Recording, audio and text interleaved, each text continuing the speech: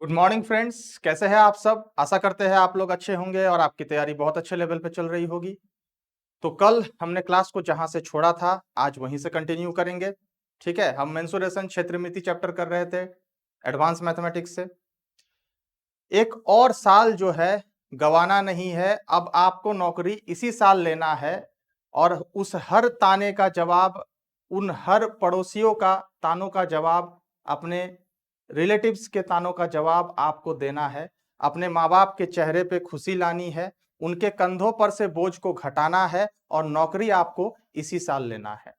और लेने के लिए आप उमंग स्टडी के साथ बने रहिए, क्योंकि इनका कंटेंट और पढ़ाने का तरीका ही आपको रेलवे में सिलेक्शन दिलाएगा।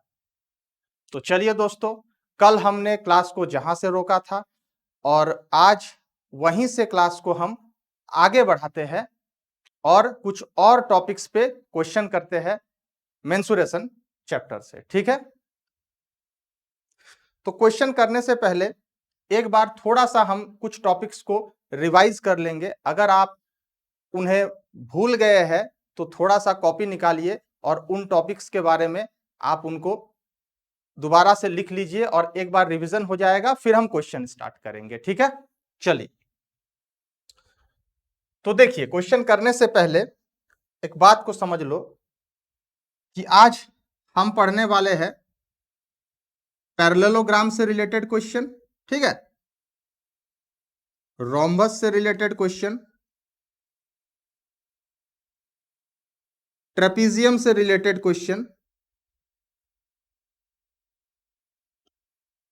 तो इन सब से रिलेटेड क्वेश्चंस को आज हम लोग देखेंगे और सॉल्व करेंगे, जो कि रेलवे के एग्जाम में प्रीवियस ईयर में पूछा गया है। ठीक, पैरेललोग्राम जिसको हम कहते हैं समांतर चतुर्भुज। ठीक है, ये क्या होता है, एक क्वाड्रिलेटरल होता है जिसका 4 साइड होता है और ऑपोजिट साइड्स एक दूसरे के पैरेलल होते हैं, मतलब कि समांतर होते हैं, पैरेलल और इक्वल होते हैं, बराबर होते हैं। ठीक है, इनका ऑपोजिट एंगल इक्वल होता है, मतलब ये वाला एंगल और ये वाला एंगल इक्वल हो जाएगा, ये वाला और ये वाला एंगल इक्वल हो जाएगा। ठीक है, इनका जो विकर्ण होता है, मतलब डायगोनल होता है, वो डायगोनल इक्वल नहीं होता है बट इक्वली बाइसेक्ट करता है। मतलब कि यहां से ये वाला पोर्शन और ये वाला पोर्शन इक्वल होगा, यहां से ये वाला पोर्शन और ये वाला पोर्शन इक्वल होगा। ठीक है, तो ये कुछ प्रॉपर्टी है समांतर चतुर्भुज का, मतलब पैरेललोग्राम का। अब देखो, इसका क्षेत्रफल मतलब एरिया निकालने का जो फॉर्मूला है वो है बेस इंटू हाइट, मतलब आधार गुना ऊंचाई, आधार गुना ऊंचाई। इससे हम इसका एरिया निकाल लेंगे। और पेरीमीटर मतलब कि परिमाप जो निकालेंगे वो इसका फॉर्मूला होगा 2l प्लस बी, मतलब 2 लंबाई प्लस चौड़ाई। ठीक है, तो ये इसका परिमाप का फॉर्मूला होगा। तो ये हम पैरेललोग्राम के बारे में थोड़ा सा जान लिए। ठीक है, फॉर्मूला नोट डाउन कर लीजिए। अगर आपने कल लिखा था तो ठीक है, कोई दिक्कत नहीं है, रिवीजन हो जाएगा। अगर कल छूट गया था या भुला गए थे तो इसको नोट डाउन करिए, क्योंकि आगे का जो क्वेश्चंस करेंगे इन्हीं टॉपिक्स पे रहेगा, पैरेललोग्राम, रोम्बस और ट्रेपीजियम पे रहेगा, मतलब समांतर चतुर्भुज पे रहेगा, और जो है रोम्बस पे रहेगा समच चतुर्भुज, और ट्रेपीजियम पे रहेगा समलंब चतुर्भुज। ठीक है, चलिए, पैरेललोग्राम ने हमने देख लिया। अब जो है हम आगे देखेंगे रोम्बस को। ठीक है, रोम्बस का प्रॉपर्टी एक बार रिवाइज कर लेते हैं और उसका फॉर्मूला को एक बार रिवाइज कर लेते हैं, क्योंकि इसी से रिलेटेड क्वेश्चन हमको आगे करना है। ठीक है, चलो, रोम्बस, रोम्बस को हम समच चतुर्भुज भी कहते हैं। ठीक है, इसका प्रॉपर्टी क्या है, ये क्वाड्रिलेटरल है, मतलब कि इसमें 4 एंगल और 4 साइड होंगे, 4 भुजा होगी। ठीक है, और चारों साइड जो है, चारों साइड एक दूसरे से बराबर है, मतलब ऑल 4 साइड्स आर इक्वल, किसका, समच चतुर्भुज रोम्बस का। ठीक है, और इसका जो डायगोनल मतलब कि विकर्ण है, ये विकर्ण बराबर नहीं है, लेकिन एक दूसरे को बाइसेक्ट ये 90 डिग्री पे करते हैं, मतलब कि यहाँ पे जो एंगल बनेगा ना, ये चारों एंगल आपस में 90 डिग्री बनेंगे। ठीक है, यहाँ पे 90 डिग्री बनेगा, यहाँ भी 90, यहाँ भी 90 और यहाँ भी 90 बनेगा। ठीक है, और इसका भी, रोम्बस का भी, मतलब समच चतुर्भुज का भी जो विकर्ण है, एक दूसरे को इक्वली बाइसेक्ट करता है बट इक्वल नहीं होता है। They are not equal but they bisect each other equally, मतलब कि ये वाला पोर्शन और ये वाला पोर्शन बराबर होगा, ये वाला पोर्शन और ये वाला पोर्शन बराबर होगा। ये प्रॉपर्टी जानना बहुत जरूरी है क्वेश्चन सॉल्व करने से पहले। ठीक है, आपका कंसेप्ट एकदम बिल्कुल क्लियर रहना चाहिए, तब आप क्वेश्चन अपने आप सॉल्व करोगे। ठीक है, या समझ में आएगा कि किस तरह से सॉल्व हो रहा है। तो ये हो गया समचतुर्भुज रोम्बस। अब देखो इसका एरिया मतलब कि क्षेत्रफल का जो फॉर्मूला होगा वो होगा half into product of diagonals, that is diagonal 1 into diagonal 2, half into product of diagonals मतलब कि हाफ इंटू पहला विकर्ण गुना दूसरा विकर्ण, ठीक है। तो इसका क्षेत्रफल निकल जाएगा, मतलब एरिया निकल जाएगा। Very good. और पेरीमीटर, इसका पेरीमीटर कुछ नहीं है 4 इंटू भुजा मतलब 4 इंटू साइड, साइड से 4 गुना कर देने पर इसका पेरीमीटर आ जाएगा, ठीक है। क्योंकि देखो सारी भुजाएं जो है बराबर है ना, तो 4 बार उसको ऐड कर दो या 4 उससे गुना कर दो, तुमको पेरीमीटर मिल जाएगा, ठीक है। तो ये हो गया समचतुर्भुज रोम्बस। चलो आगे हम लोग अब देखेंगे ट्रेपीजियम। ट्रेपीजियम का भी प्रॉपर्टीज देख लो, क्योंकि ट्रेपीजियम से रिलेटेड क्वेश्चंस भी आज हम कराएंगे, ठीक है।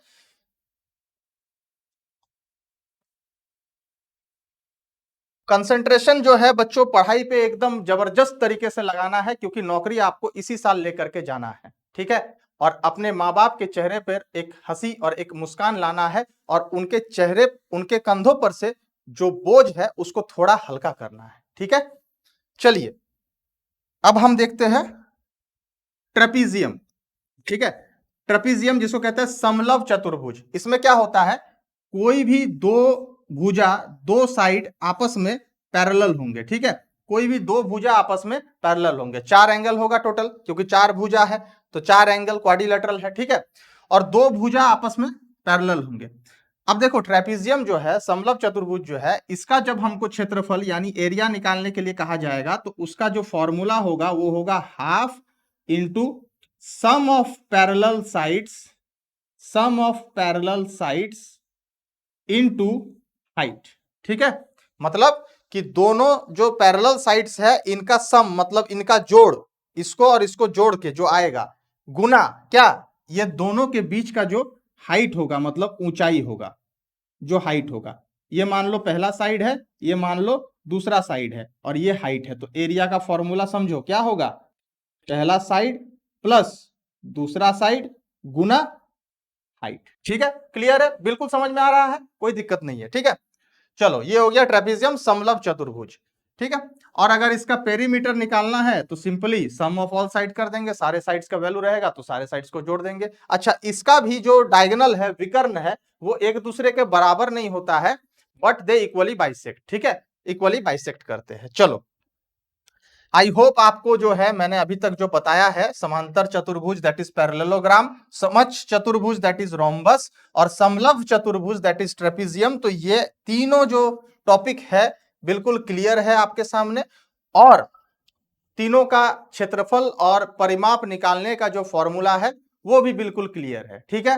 तो अब हम करेंगे इससे रिलेटेड क्वेश्चंस, ठीक है। हम करेंगे मतलब हम और आप मिलकर करेंगे, ठीक है।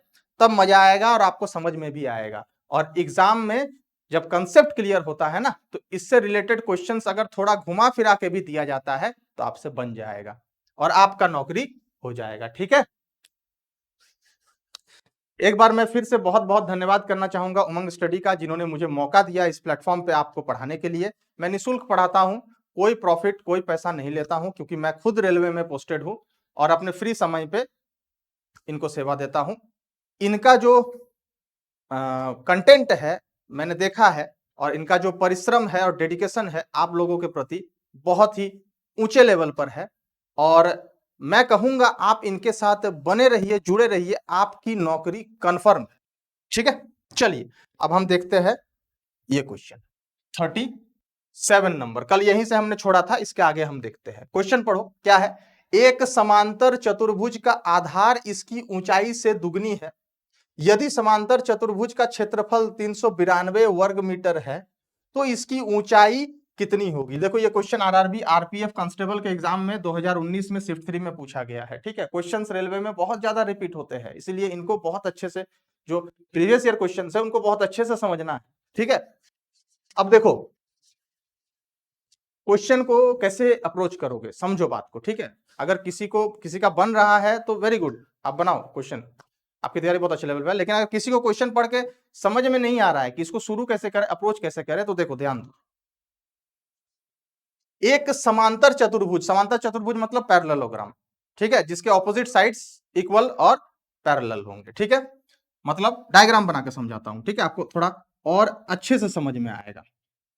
देखो, ये समांतर चतुर्भुज है, ये और ये भुजा आपस में पैरेलल और बराबर होंगे, ये और ये भुजा आपस में पैरेलल और बराबर होंगे। ठीक है, अब क्या कह रहा है, देखो कह रहा है कि समांतर चतुर्भुज का आधार मतलब कि बेस, आधार इसकी ऊंचाई से दुगनी है, मतलब कि ऊंचाई से डबल है, ऊंचाई से डबल है। कौन? आधार।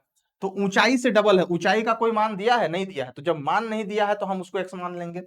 तो ऊंचाई को मान लेते हैं x है, और आधार क्या है? ऊंचाई का दुगना, ऊंचाई का दुगना। देखो, आधार इसकी ऊंचाई से दुगनी है, मतलब ऊंचाई का जो भी वैल्यू होगा उसका डबल होगा आधार, बेस। तो ऊंचाई क्योंकि मैंने x माना तो बेस हो जाएगा 2x। कोई दिक्कत नहीं है, बिल्कुल क्लियर है। अब कह रहा है कि इस समांतर चतुर्भुज का पैरेललोग्राम का जो क्षेत्रफल मतलब एरिया है वो 392 मीटर स्क्वायर है। तो हमको तो एरिया दे दिया है इसका, कितना? 392 मीटर स्क्वायर एरिया दिया हुआ है। अब देखो इसकी ऊंचाई कितनी होगी बताओ, मतलब हमको x का वैल्यू निकालना है। तो कुछ नहीं, इक्वेशन बनाएंगे। कैसे इक्वेशन बनेगा? कैसे इक्वेशन बनेगा? एरिया बराबर बेस इंटू हाइट, क्षेत्रफल बराबर आधार गुना लंबाई। हम जानते हैं यही फॉर्मूला होता है। चलो, एरिया कितना है? 392, बेस मतलब आधार कितना है? 2x, ऊंचाई कितना है? x। 2 यहां डिवाइड हो जाएगा, कितना आएगा? 196। तो 196 equal to x square, square हटाओ रूट लग जाएगा। 196 का रूट कितना होता है? 14 होता है। यानी आंसर क्या हो जाएगा? 14 मीटर हो जाएगा। इसका ऊंचाई कितना हो जाएगा? 14 मीटर हो जाएगा। बिल्कुल समझ में आ गया, कोई दिक्कत नहीं है, कंसेप्ट बिल्कुल क्लियर है। कैसे क्वेश्चन को अप्रोच करेंगे और कैसे इक्वेशन बनाएंगे, कैसे सॉल्व करेंगे। ठीक है, चलो अब हम लोग चलते हैं नेक्स्ट क्वेश्चन। नेक्स्ट क्वेश्चन चलो, ये देखो अगला क्वेश्चन आ गया। ठीक है, आरआरबी, आरपीएफ, एसआई के एग्जाम में ये देखो क्वेश्चन आया है 2019 में, शिफ्ट 3 में। बहुत इंपॉर्टेंट क्वेश्चन है, बहुत अच्छा कंसेप्ट ये आपको देगा एक समझने के लिए। देखो क्वेश्चन क्या कह रहा है, एक चतुर्भुज की दो भुजाएं 16 सेंटीमीटर और 12 सेंटीमीटर है और उनके मध्य का कोण 90 डिग्री है। ठीक है, एक चतुर्भुज है, चतुर्भुज मतलब क्वाड्रिलेटरल, जिसका 4 साइड होगा। समझ में आ रहा है ना? चतुर्भुज है, क्वाड्रिलेटरल, लेकिन वो चतुर्भुज क्या है ये हमको नहीं बताया, कि वो रोम्बस है, कि वो पैरेललोग्राम है, कि वो ट्रेपीजियम है, स्क्वायर है, क्या है ये हमको नहीं बताया। बस बताया है कि 4 साइड है, चतुर्भुज है। ठीक है, और उसकी दो भुजाओं के बीच, जिसका लेंथ एक का 16 है और एक का 12 है, उसके बीच का जो कोण है मतलब एंगल है वो 90 डिग्री है। तो देखो अभी यहां तक हम क्वेश्चन को पहले बना लेते हैं, समझ में आएगा। ठीक है, पार्ट बाय पार्ट क्वेश्चन को सॉल्व करेंगे। अब देखो समझो बात को, ये देखो, ये दो भुजा बना दिए, इनके बीच का एंगल कोण 90 डिग्री हमने कह दिया क्योंकि क्वेश्चन में दिया है। एक का बोल रहा है 16 है और एक का लेंथ 12 सेंटीमीटर है। चलो ठीक है, चतुर्भुज का दो साइड हमने बना लिया। ठीक है, चतुर्भुज है तो और दो साइड भी है, इसका रहेगा, अभी दो बना है। उसकी अन्य दोनों भुजाएं, मतलब इस चतुर्भुज का जो अगला दो भुजा है, ठीक है, मतलब ये अगला दो भुजा, ठीक है, अगला दो भुजाएं क्या 25/2 सेंटीमीटर प्रत्येक है। मतलब जो इस चतुर्भुज का दो भुजा हो गया है और दो भुजा जो है वो दोनों कितना करके है 25/2, 25/2, मतलब कि 12.5, और ये भी होगा 12.5। दोनों भुजाएं 12.5 मतलब 25/2 करके है। ठीक है, यहां तक आपको समझ में आ गया, कोई दिक्कत नहीं है समझने में, क्वेश्चन को कैसे अप्रोच किया जा रहा है। अब देखो, चतुर्भुज के अन्य तीनों कोण समकोण नहीं है, मतलब कि ये तीनों एंगल जो बचा है इस चतुर्भुज का ये समकोण नहीं है, मतलब इक्वल नहीं। ठीक है, चतुर्भुज का क्षेत्रफल कितना होगा, मतलब इस क्वाड्रिलेटरल का, इस फिगर का, इस चतुर्भुज का एरिया क्षेत्रफल कितना होगा, ये हमको बताओ। क्वेश्चन एकदम समझ में आ गया है, क्लियर, बिल्कुल क्लियर है, ठीक है। समझ में आ गया कि क्वेश्चन पढ़ने के बाद उसको कैसे अप्रोच करेंगे, कैसे डायग्राम बनाएंगे। देखो बिना डायग्राम बना लेने से क्या होता है ना, समझने में आसानी होता है कि क्या क्वेश्चन बोल रहा है, हमको करना क्या है। नहीं बनाने से क्या होता है कि आप थोड़ा कंफ्यूज हो जाओगे, और क्वेश्चन को पार्ट बाय पार्ट पढ़ के इस तरह से डायग्राम बनाओ, आप कंफ्यूज नहीं होगे। एक बार में पढ़ोगे, लंबा क्वेश्चन है, कंफ्यूज कर जाओगे, ठीक है। अब देखो हम क्या करेंगे, इसको जोड़ लेंगे, ठीक है, इसको जोड़ लेते हैं। अगर इसको जोड़ लेंगे तो देखो ये एक राइट एंगल ट्रायंगल बन गया, ठीक है, कोई दिक्कत नहीं। ये परपेंडिकुलर, ये बेस मतलब लंब, आधार, ये दोनों से हम क्या निकाल सकते हैं, मेरा हाइपोटेनियस मतलब कर्ण। कैसे, Pythagoras theorem, perpendicular square plus base square root under करेंगे तो हाइपोटेनियस निकल जाएगा। तो चलो निकाल लेते हैं, हाइपोटेनियस बराबर root under perpendicular square plus base square. समझ में आ गया, याद है सबको, भूला कोई नहीं है। कर्ण बराबर रूट अंडर लंबाई लंब स्क्वायर प्लस आधार स्क्वायर, ठीक है। अब देखो कितना है, परपेंडिकुलर 16, 16 का स्क्वायर कितना हो जाएगा 256, और 12 का स्क्वायर कितना हो जाएगा 144, जोड़ करके कितना आएगा 400, 400 का स्क्वायर रूट कितना होता है 20, यानी कि हाइपोटेनियस कर्ण कितना हो जाएगा 20। समझ में आ गया, यहां तक कोई दिक्कत नहीं है, बिल्कुल क्लियर है, ओके। चलो आगे चलते हैं। अब देखो इस क्वाड्रिलेटरल का, इस चतुर्भुज का, क्योंकि ये ना समांतर चतुर्भुज बन रहा है, ना समलंब चतुर्भुज बन रहा है, और ना ही ये ट्रेपेजियम है, पैरेललोग्राम है, ना ही रोम्बस है, तो कोई फॉर्मूला डाल के तो हम इसका एरिया निकाल नहीं सकते हैं। इसको हम पार्ट बाय पार्ट निकालेंगे, मतलब पहले हम इस ट्रायंगल का, देखो दो ट्रायंगल बन गया, दो त्रिभुज बन गया, तो पहले हम इस ट्रायंगल का निकाल लेंगे क्षेत्रफल, अब फिर हम इसका निकाल लेंगे, अब फिर दोनों को हम जोड़ देंगे तो निकल जाएगा टोटल का। अब देखो इसका कैसे निकालना है, तो इसके लिए तो ये राइट एंगल ट्रायंगल है, हाफ बेस इंटू हाइट कर देंगे तो इसका तो निकल जाएगा एरिया।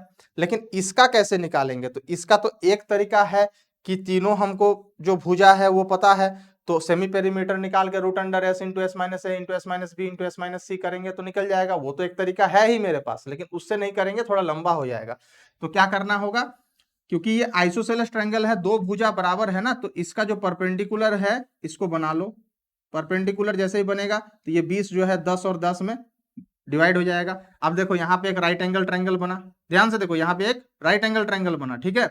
अब ये 12.5 है और ये 10 है, पाइथागोरस थ्योरम से कैलकुलेट करेंगे तो ये लंबाई कितना आएगा 7.5 आएगा, ये लंबाई कितना आएगा 7.5 आएगा। अब एरिया हम निकालेंगे, ठीक है। पहले इसका हाफ कॉमन ले लेते हैं, base into height plus half ये वाले त्रिभुज का बेस इंटू हाइट। समझ में आया, कोई दिक्कत नहीं है, दोनों को डिवाइड करके निकाल रहे हैं, पहले वो वाले का फिर ये वाले का, ठीक है, पहले ये वाले ट्रायंगल का फिर वो वाले ट्रायंगल का। अब कैलकुलेट करो, देखो कितना आएगा 10, और इसको काटेंगे तो कितना आएगा 8, 12 8 जा 96, और ये 75, 171 सेंटीमीटर स्क्वायर इस क्वेश्चन का आंसर हो जाएगा। सबको समझ में आ गया, कोई दिक्कत नहीं है, बिल्कुल क्लियर है, ठीक है। चलो अब हम लोग आगे चलते हैं नेक्स्ट क्वेश्चन की तरफ।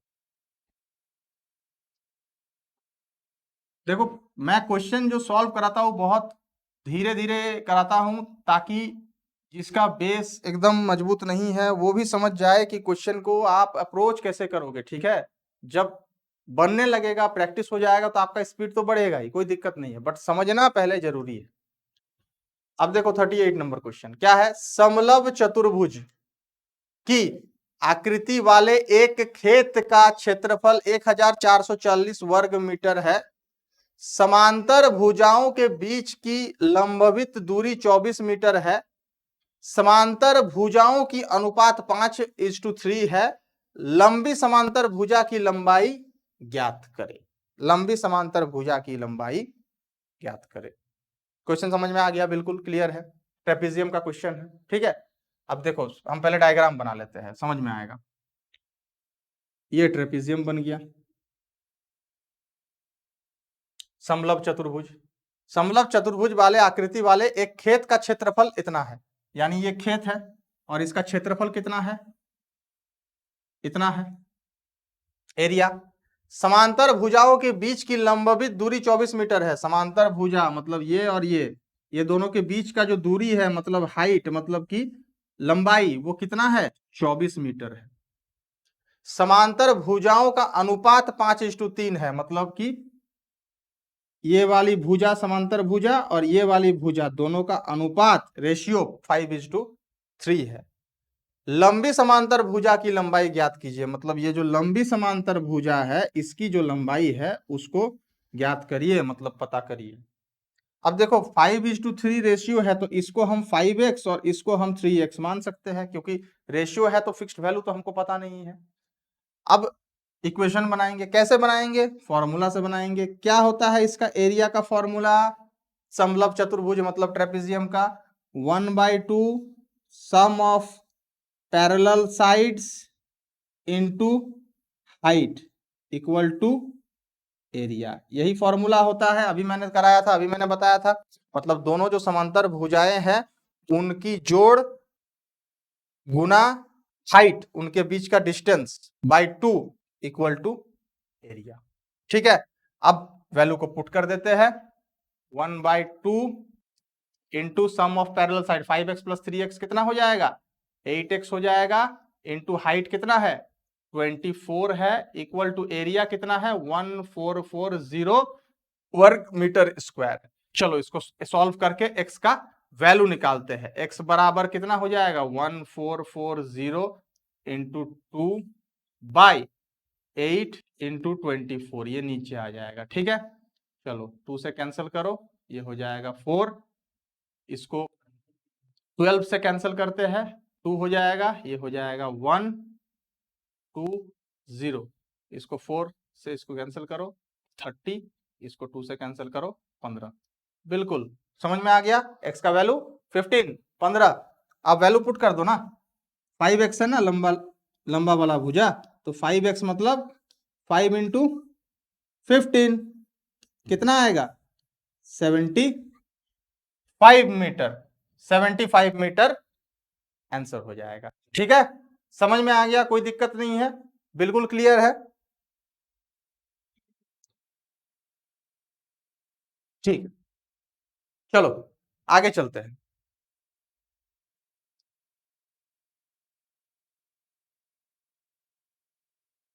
ये रहा नेक्स्ट क्वेश्चन। देखो ये क्वेश्चन पूछा गया था आरआरबी ग्रुप डी के एग्जाम में 2018 शिफ्ट 2 में। क्या कह रहा है क्वेश्चन, एक समच चतुर्भुज मतलब एक रोम्बस है, उसका क्षेत्रफल कितना है 216 सेंटीमीटर स्क्वायर है और इसके एक विकर्ण की लंबाई 24 सेंटीमीटर है। समच चतुर्भुज की प्रत्येक भुजा की लंबाई कितनी होगी ज्ञात करिए। चलो वेरी गुड, रोम्बस है, रोम्बस मतलब समच चतुर्भुज मतलब इसके चारों साइड बराबर होंगे, चारों साइड बराबर होंगे और इसका विकर्ण एक दूसरे को 90 डिग्री में काटेगा। इसका विकर्ण एक दूसरे को 90 डिग्री पे काटेगा। एक विकर्ण कितना है 24 मीटर है, मान लेते हैं ये विकर्ण 24 मीटर है, ये विकर्ण 24 मीटर है, तो वो आधा आधा में डिवाइड होगा, क्योंकि मैंने इसका प्रॉपर्टी बताया था कि रोम्बस में क्या होता है, विकर्ण एक दूसरे को इक्वली बाइसेक्ट करते हैं। तो 24 बट जाएगा 12 और 12 में। ठीक है, अब देखो इसका क्षेत्रफल मतलब एरिया, एरिया 216 सेंटीमीटर स्क्वायर दिया है और एक विकर्ण मतलब एक डायगोनल 24 सेंटीमीटर दिया है। दूसरे डायगोनल मतलब कि दूसरे विकर्ण को हम x मान लेंगे, दूसरे को हम x मान लेंगे। क्या होता है formula, half product of diagonals, half विकर्णों की गुनाई, यही फॉर्मूला होता है इसका क्षेत्रफल का। ठीक है, पुट कर दो, हाफ पहला विकर्ण कितना है 24, दूसरे को मैंने x मान लिया है, बराबर क्षेत्रफल कितना है 216 है। x का वैल्यू निकालेंगे यहां से 216 गुना 2/24, चलो इसको 12 से काटो, 2, इसको 12 से काटो, 1, 6, 7, 8, 9, 9 दूनी 18, यानी चलो 18 दूसरी विकर्ण आ गई। लेकिन ये क्वेश्चन में नहीं पूछा है हमसे, दूसरा विकर्ण नहीं पूछा है, तो आंसर नहीं आया अभी। ठीक है, क्वेश्चन में क्या बोल रहा है, समचतुर्भुज चतुर्भुज की प्रत्येक भुजा की लंबाई ज्ञात करो। मतलब ये साइड्स की लंबाई क्या है, तो एक का निकाल लेंगे तो चारों तो बराबर है ना, तो एक का निकालेंगे। अब देखो दूसरा विकर्ण हमको मिल गया 18, तो पहला विकर्ण 24 है तो वो 12 और 12 में बटेगा, दूसरा है 18 तो वो 9 और 9 में बटेगा। यहां तक कोई दिक्कत नहीं समझने में। ये प्रॉपर्टी है रोम्बस का कि विकर्ण एक दूसरे को बराबर बाइसेक्ट करता है और 90 डिग्री में बाइसेक्ट करता है। अब देखो यहाँ पे एक राइट एंगल ट्रायंगल बन गया है। ठीक है, राइट एंगल ट्रायंगल में ये बेस है, ये परपेंडिकुलर है, हमको हाइपोटेनियस निकालना है। क्या लगाएंगे, क्या लगाएंगे, पाइथागोरस थ्योरम लगाएंगे। ठीक है, पाइथागोरस थ्योरम से निकालेंगे। पाइथागोरस थ्योरम का फॉर्मूला याद है, चलो फॉर्मूला याद है, मैं उसको नहीं लिखता हूं। तो 12 square plus 9 square root under 144, 81, 225 का रूट कितना होता है, 15 होता है। यानी इस समच चतुर्भुज रोम्बस का हर एक भुजा कितना होगा, 15 सेंटीमीटर होगा। इसका हर एक भुजा कितना होगा, 15 सेंटीमीटर होगा। समझ में आ रहा है, बिल्कुल क्लियर है, कोई दिक्कत नहीं है। इस तरह का क्वेश्चन एग्जाम में आएगा तब से बन जाएगा। ठीक है, चलो अब आगे चलते हैं नेक्स्ट क्वेश्चन की तरफ। पढ़ाई इस तरह से करो कि सामने वाला को पता ना चले कि तुम पढ़ रहे हो, पर सक्सेस उसकी इतनी हो और एग्जाम जब तुम्हारा निकले तो दूर दूर तक तुम्हारा नाम गूंजे और हर वो व्यक्ति जो तुम्हारी बुराई करता था वो तुम्हारी प्रशंसा करने लगे और हर वो व्यक्ति जो तुमसे दूर भागता था वो कहने लगे कि ये मेरा अपना आदमी है, अपना रिलेटिव है। ठीक है, चलो वेरी गुड। अब अगला क्वेश्चन देखते हैं। यदि किसी समच चतुर्भुज मतलब रोम्बस की एक भुजा और दो में से एक विकर्ण प्रत्येक 16 सेंटीमीटर है तो समच चतुर्भुज की क्षेत्रफल सेंटीमीटर स्क्वायर में कितना होगा, ये हमको बताओ। क्वेश्चन आरआरबी आरपीएफ कांस्टेबल का एग्जाम में देखो 2019 में आया है, शिफ्ट 2 का क्वेश्चन है। ठीक है, चलो क्वेश्चन को समझो अगर किसी को दिक्कत है। क्या है, एक समच चतुर्भुज है ना, समच चतुर्भुज मतलब रोम्बस है जिसका हर एक साइड क्या होता है, बराबर होता है और जिसका विकर्ण एक दूसरे को 90 डिग्री पे काटता है और इक्वली बाइसेक्ट करता है। इक्वल नहीं होता है बट इक्वली बाइसेक्ट करता है। अब समच चतुर्भुज की एक भुजा दो में से एक विकर्ण प्रत्येक 16 सेंटीमीटर है। समझो, मतलब एक इस चारों में से एक भुजा कितना है, 16 सेंटीमीटर है। ठीक है, और दो विकर्ण में से एक विकर्ण मतलब दोनों में से कोई एक विकर्ण वो भी 16 सेंटीमीटर है। तो समच चतुर्भुज का क्षेत्रफल कितना होगा। क्षेत्रफल का क्या फॉर्मूला होता है, हाफ प्रोडक्ट ऑफ डायगोनल्स, विकर्णों की गुणनफल। तो एक ही विकर्ण तो हमको पता है, यानी हमको दूसरा विकर्ण निकालना पड़ेगा, क्योंकि उसको निकालेंगे तभी हमको इसका एरिया क्षेत्रफल मिलेगा। तो देखो कैसे निकालेंगे, कैसे निकालेंगे, ड्रॉ करो। अब देखो ये 16 है तो 8 और 8 में बटेगा, मैंने बताया था कि विकर्ण आधा आधा कट बट जाता है, 90 डिग्री पे कटता है एक दूसरे से, तो यहाँ पे राइट एंगल ट्रायंगल बनेगा। अब हमको क्या मिला हुआ है, हाइपोटेनियस कर्ण, ये क्या है, आधार। हाइपोटेनियस और आधार मतलब कर्ण और आधार से हम परपेंडिकुलर मतलब लंब को पाइथागोरस थ्योरम से निकाल लेंगे।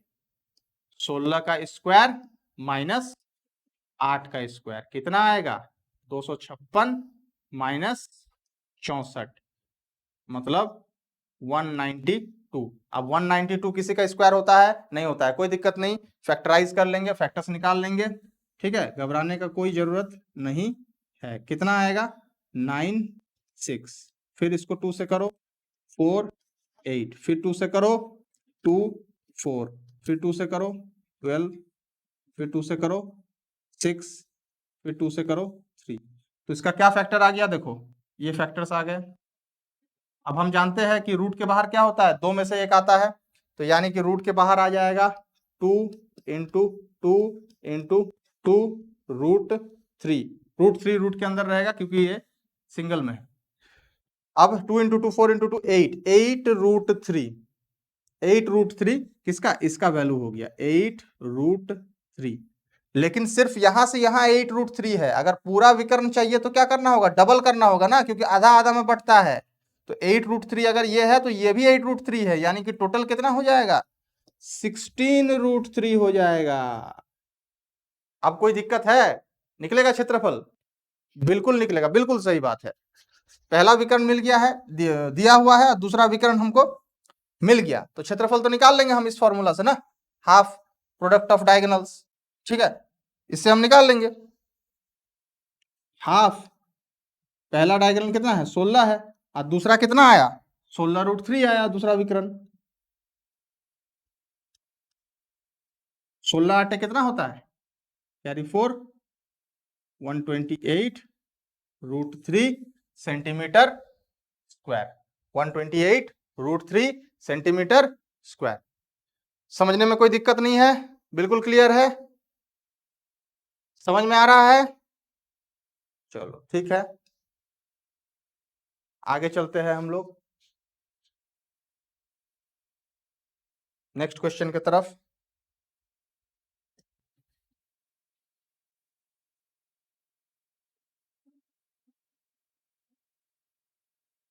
चलो